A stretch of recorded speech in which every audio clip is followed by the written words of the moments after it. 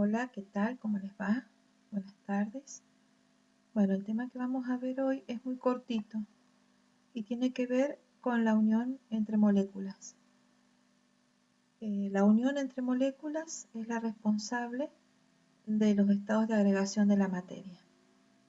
Entonces, si nos remontamos un poco a lo que ya vimos, que es la representación de los estados de agregación de la materia según el modelo de las partículas, nosotros sabemos que tenemos el estado sólido, el estado líquido, el gaseoso y el estado de plasma.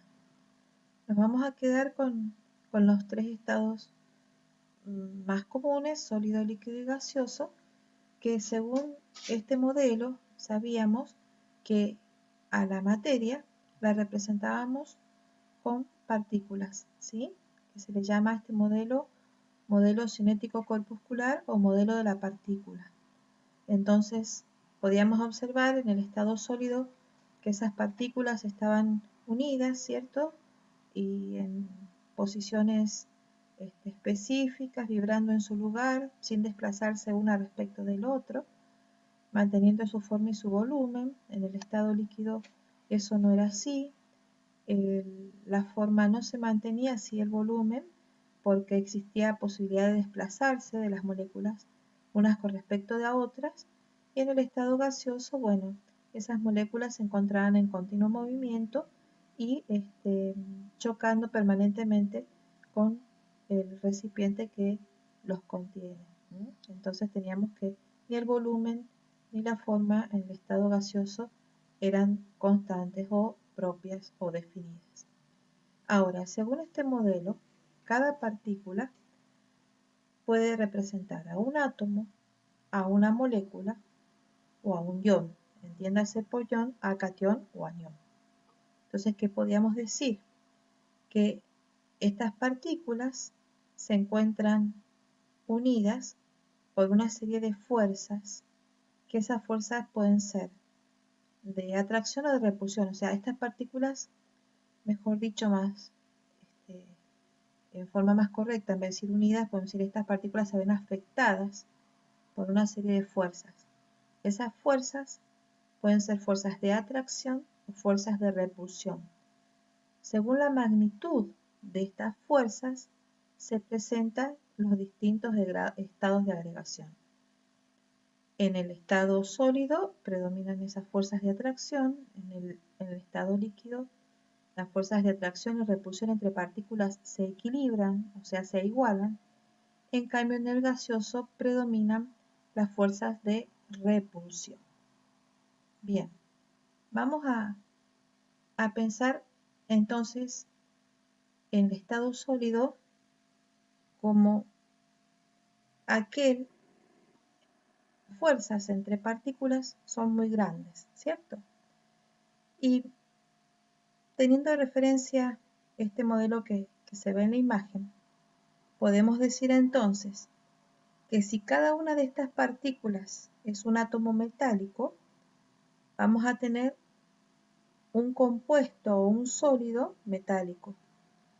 En este sólido, que es un metal, la unión entre esas partículas se debe al tipo de enlace existente en esas partículas. ¿Cómo es ese enlace? Ese enlace o unión recibe el nombre de unión o enlace metálico.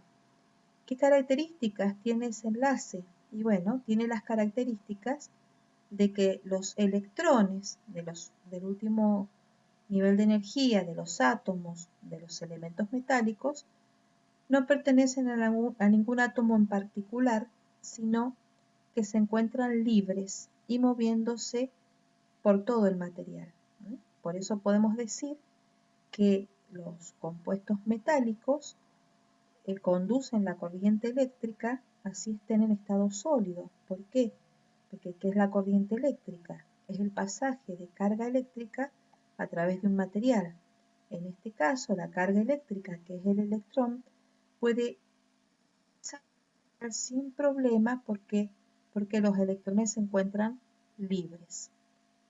Bien, ahora, si nosotros tenemos que cada una de estas partículas representa, por ejemplo, un ion.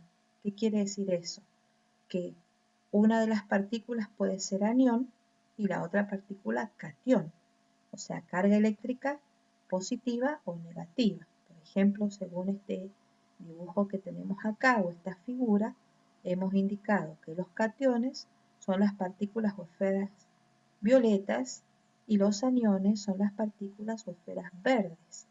Entonces, si yo tengo un sólido cuya unión es iónica, en este sólido los aniones y cationes se van a ubicar en forma alternada de manera tal de que sus partículas se encuentran juntas, ¿sí? Y lo positivo y lo negativo al atraerse entre sí se encuentran uno al lado del otro. Por ejemplo, yo tengo esta partícula que está acá en verde, que es un anión, carga negativa. Esta carga negativa va a estar rodeada ¿de qué? De cargas positivas. Y la positiva va a estar rodeada de cargas negativas. Entonces, en la unión iónica, esas fuerzas que mantienen unidas a las partículas, ¿sí? Se llaman fuerzas electrostáticas. ¿Por qué? Porque las partículas son iones, cargados positivos o negativamente. Por lo tanto, en este tipo de unión, ¿qué había ocurrido? El electrón se había transferido y al haberse ganado o perdido el electrón, nos quedaron partículas positivas o partículas negativas. Un sólido que tiene este tipo de unión se lo conoce con el nombre de sólido iónico, ¿sí? ¿Y qué características tiene? Por ejemplo, si está sólido, donde la partícula no se puede mover, o sea, la carga eléctrica no se puede mover porque está en una posición fija, no conduce la corriente eléctrica.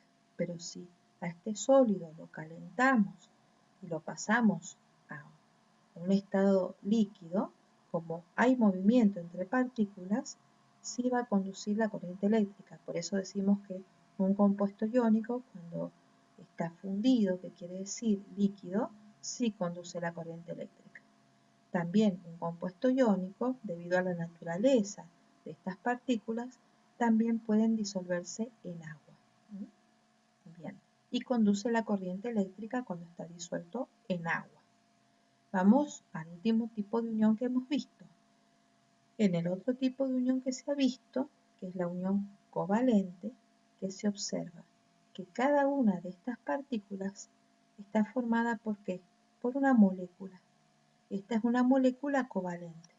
Según el dibujo vemos que cada molécula está formada por un átomo rojo, uno violeta y otro blanco, ¿sí? Entonces acá tenemos que la molécula está formada por 3 átomos diferentes. En este caso no nos figura qué tipo de molécula hay.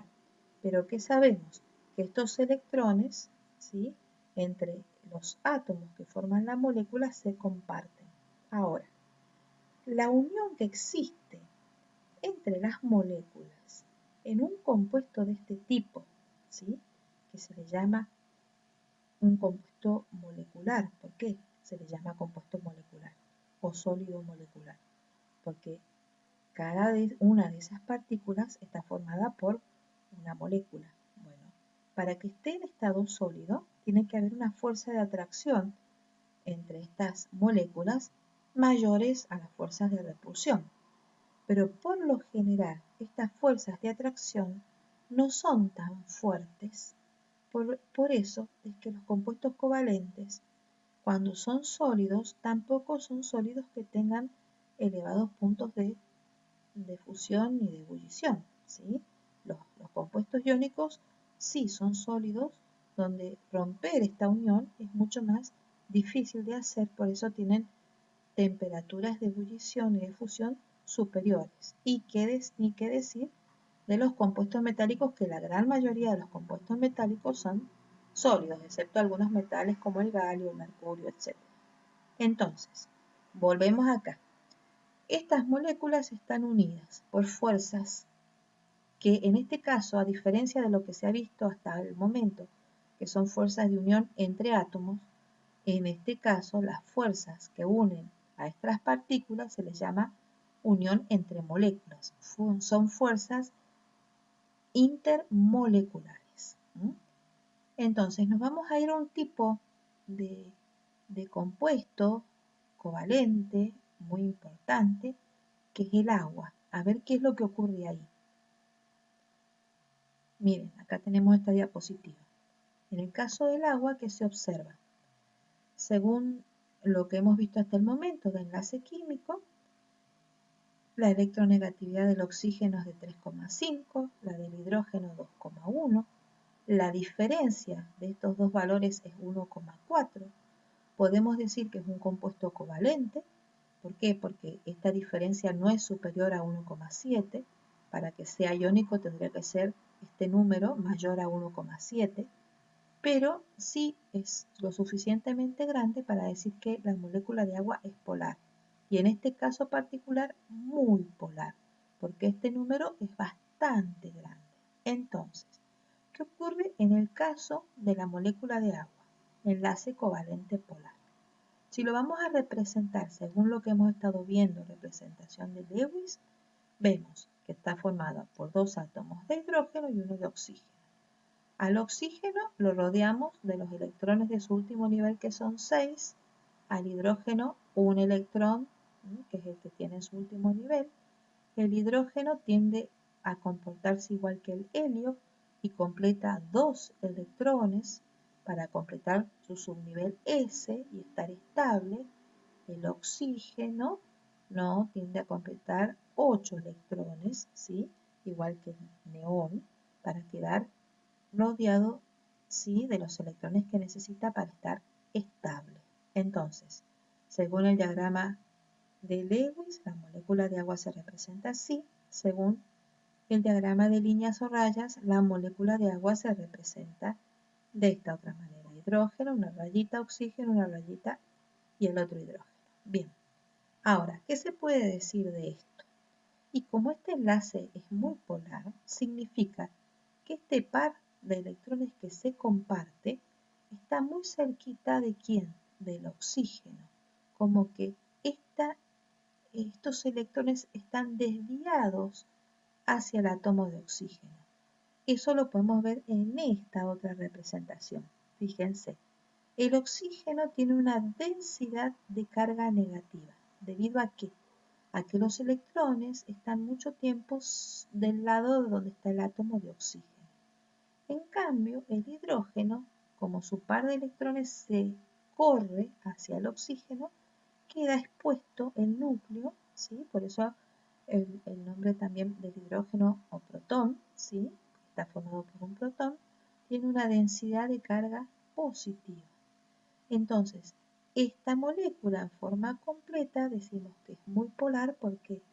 Porque ¿qué es algo polar? Algo polar es algo que está con dos extremos muy distintos. O sea, hay un extremo de la molécula positiva y hay otro extremo de la molécula negativa. Hay una parte positiva y una parte negativa. Esto es lo que hace que sea polar.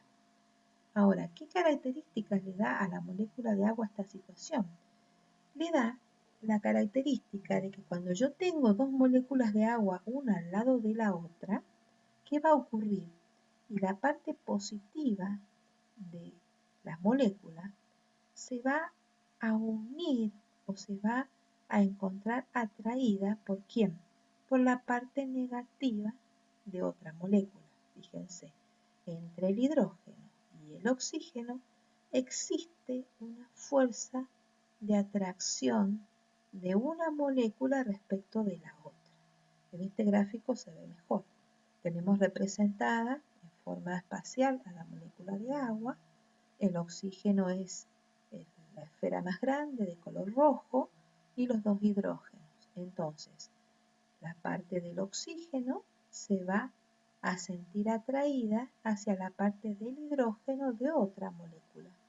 Y entre estas dos moléculas va a existir una unión entre moléculas. Por eso esto se llama unión entre moléculas y no unión entre átomos, ¿no? Fíjense que esta débil unión, débil comparada a la unión, a la fuerza de unión entre los átomos, es mayor que la fuerza de unión entre moléculas.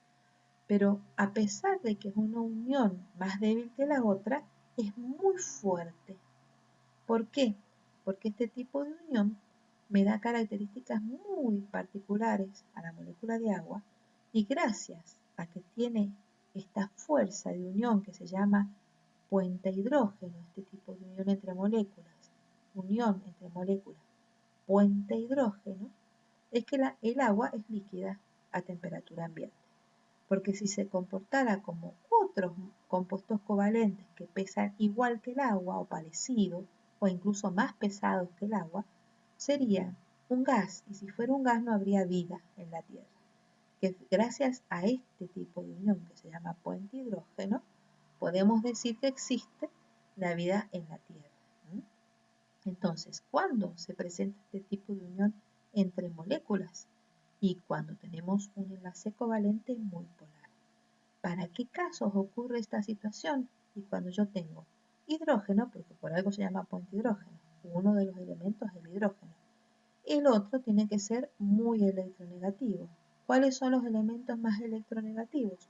Y bueno, vamos a tener la sigla que le podemos llegar a decir FON. ¿Sí? A ver, si no puedo escribir acá. Sí, ahí está. FON, que va a ser flúor, oxígeno y nitrógeno. Bueno, está escrito un poco para cualquier lado. FON. Esos tres elementos con el nitrógeno, el oxígeno y el flúor con el hidrógeno forman este tipo de unión entre moléculas llamada unión puente hidrógeno. Fíjense, acá tengo el caso de la molécula del átomo de flúor, el átomo de oxígeno y el átomo de nitrógeno, formando el fluoruro de hidrógeno, el agua y el amoníaco.